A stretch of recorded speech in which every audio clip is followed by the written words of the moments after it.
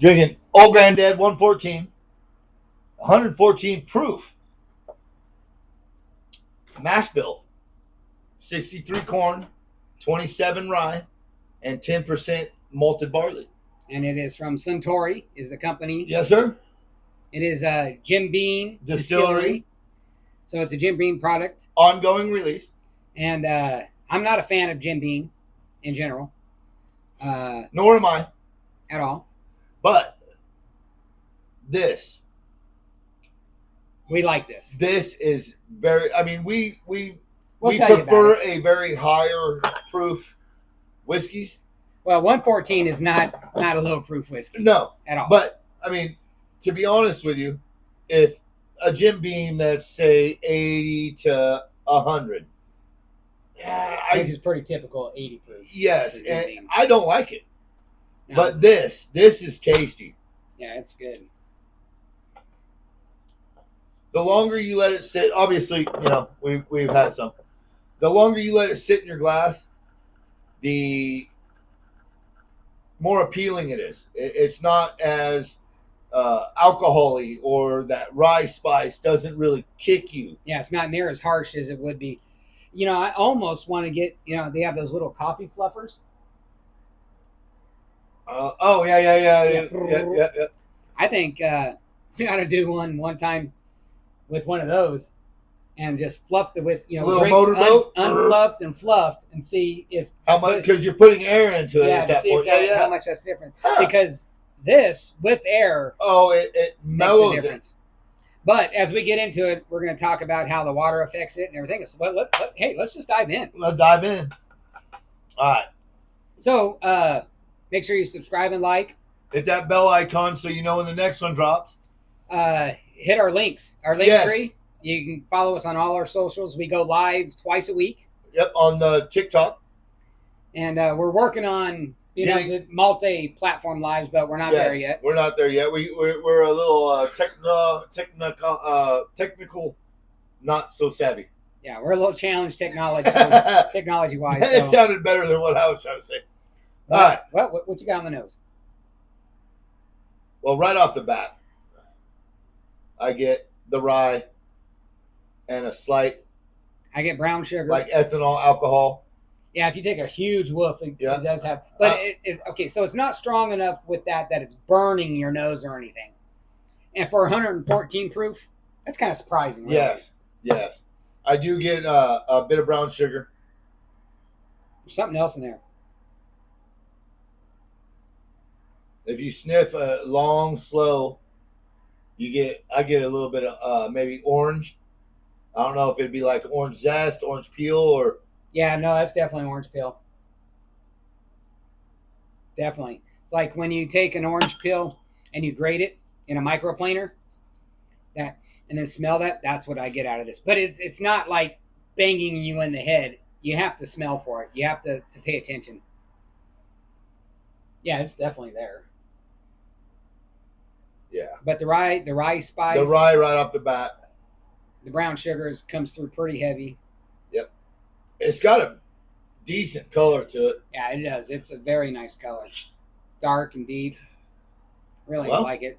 Should we dive in?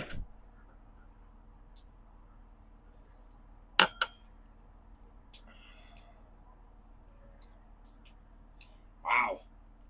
Okay. First off, I noticed an overwhelming rye spice. Yeah, well, it is 27% rye. And it's banging my tongue. Oh, yeah. And the longer it sits here, it's trailing down, and I'm feeling it in the back of my throat. Oh, it's definitely a very long finish. It's just now really hitting my throat. And it's the rye spice. Big time hitting my throat. That definitely. Now, I do get some caramel. I get a lot more brown sugar on the taste than I did on the nose. Me too, but it's not dark brown sugar. It's not like molasses brown sugar. It's more of a light brown sugar. Yep. But it's there. It's prevalent. Oh, and it lasts. It gets you in the gills. Oh yeah, it's still hitting me. So it's extremely long finish, and right up front, the proof hits you with that rye spice. Oh yeah, It doesn't. It's not so much the alcohol No, it's hitting you, but the rye spice is heavy. Yep. Which that's how you can tell the It's fruit in tasty this. though. Okay, I'm gonna try some water in there. I'm gonna do 2 drops. Cleanse my palate.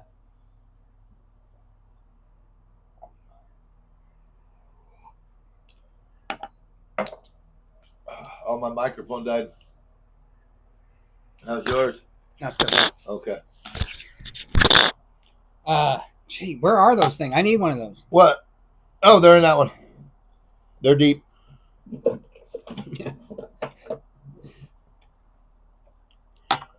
They're rolled really tight. It's hard to keep it going. These are red dot cohibas. And they are delicious. Now, I will tell you, your palate, everybody's palate's a little different because your palate depends on what you've had recently, like what you've drank recently. If you're using tobacco at the time, if you're not, it definitely affects your palate. All right. So before I dive into this, I got water in it. I got my 2 drops. It's set. I'm going to swirl it. I'm going to take the nose first. Holy cow. There's no nose. The nose has left the building.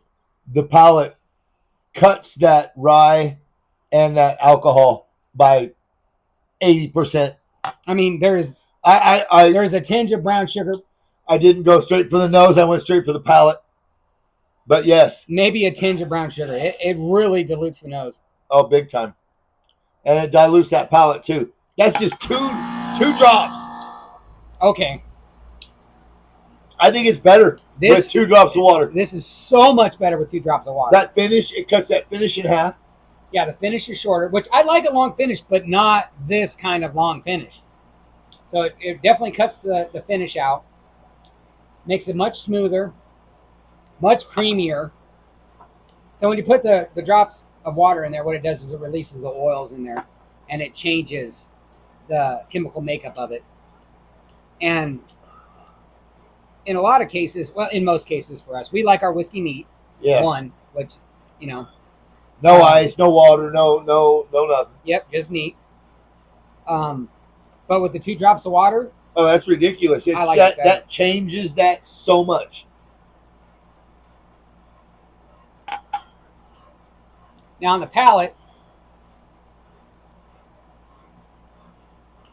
still picking up brown sugar. I'm actually getting more of the orange peel on the palate now. Yep. I was mostly getting on the nose before, but the nose is pretty muted now. Oh, it's way muted. But on the palate, I am picking up more of the orange, more of the brown sugar. Yep. Hardly any rye spice at all. You got to chew on it to get that rye spice back out. And it's just a tinge. Yep. Tell you what, unless you're a huge fan of the power of rye spice. Oh, yeah. Now, we like a lot of rye. Yes, we do. Don't get us wrong. But this is like powerful. And the lasting effects. You feel it on your tongue right away, and then it goes down your throat and coats your throat and just sits there. Yep, that's before the water. Put the 2 drops in it. Oh, it's ridiculous. It cuts that way down. It becomes very pleasant. Very. If you're if you like a good bourbon and you drink bourbon a lot, you drink it neat, and you like the rye or the rye spice, this is great. Have that neat, no water, but try it with a little bit of water. You could actually give this to a first timer and put a couple drops of water in that, and they will enjoy that. That is with the water. With the water. Without the water, don't even do it. No. Without the water, don't give it to a newbie. But with the water, that little bit of brown sugar. Yep. That orange peel coming across. It gives a little sweeter flavor. It's creamier. Yep. It has a great mouthfeel. The mouthfeel ain't bad, straight, but with the water, the mouthfeel is creamy. And yeah, it's so much better. These are really packed tight. Holy cow. Yeah. The shorter it gets, the easier it gets to smoke on, though. Yeah, you almost got to give it a roll between your fingers. Is yours broken? Yeah, it's a little cracked there, which probably makes it a little harder, too. Yeah. But it definitely has a hard draw.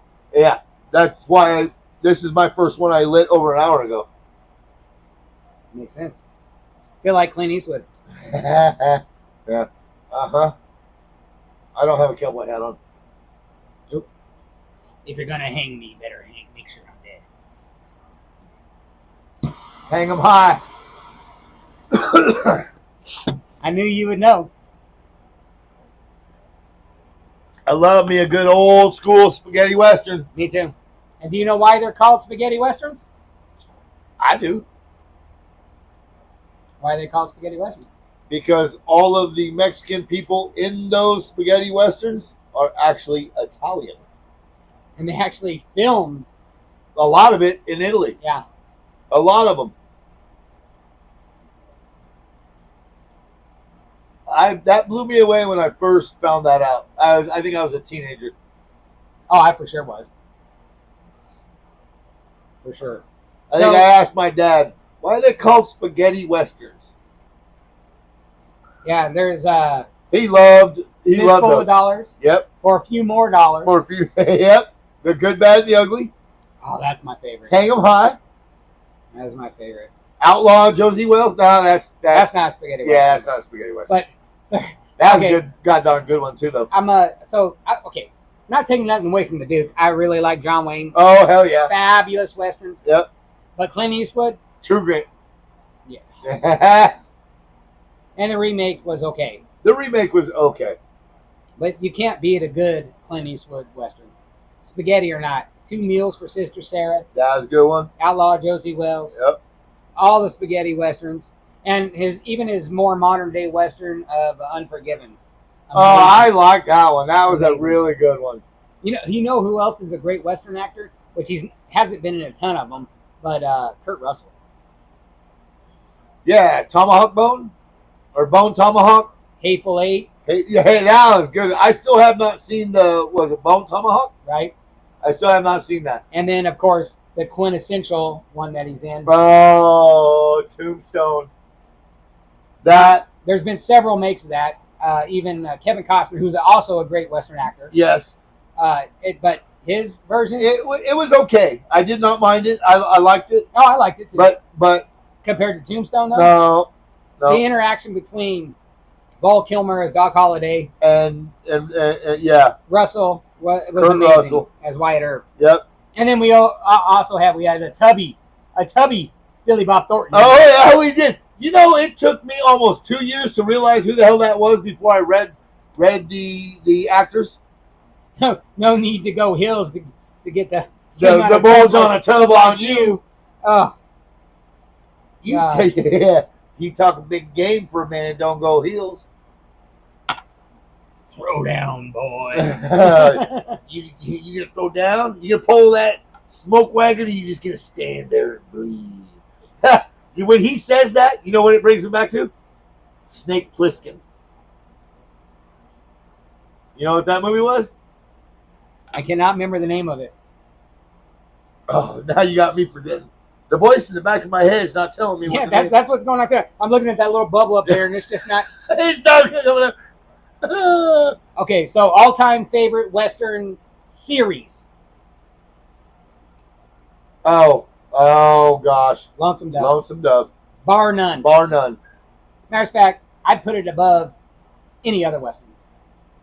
There's a few of them out there that come damn close. Darn close. But as a series, that's the one. Definitely nothing better. That's the one. The other ones are not series. They're all just movies. And some of those, I would still put Lonesome Dove above, even the Clint Eastwood spaghetti westerns. But it's different. But Augustus McCrae, Robert Duvall, Captain Call, Tommy Lee Jones. Yep. Enough said. Yeah. Enough said. Well, sir. Damn it. I forgot it already. If you cheat, may you cheat death. That is awesome. That's not the one, is it? No, it is. It is? It is, yeah. Okay. But we're supposed to say if you cheat, blah, blah, blah, blah. Oh, yeah. Okay. Start over. If you cheat. If you steal. If you fight. And if you drink, If you cheat, may you cheat death. if you fight, May you fight for God, family, and country. if you steal, May you steal your lover's heart. and if you drink, May may you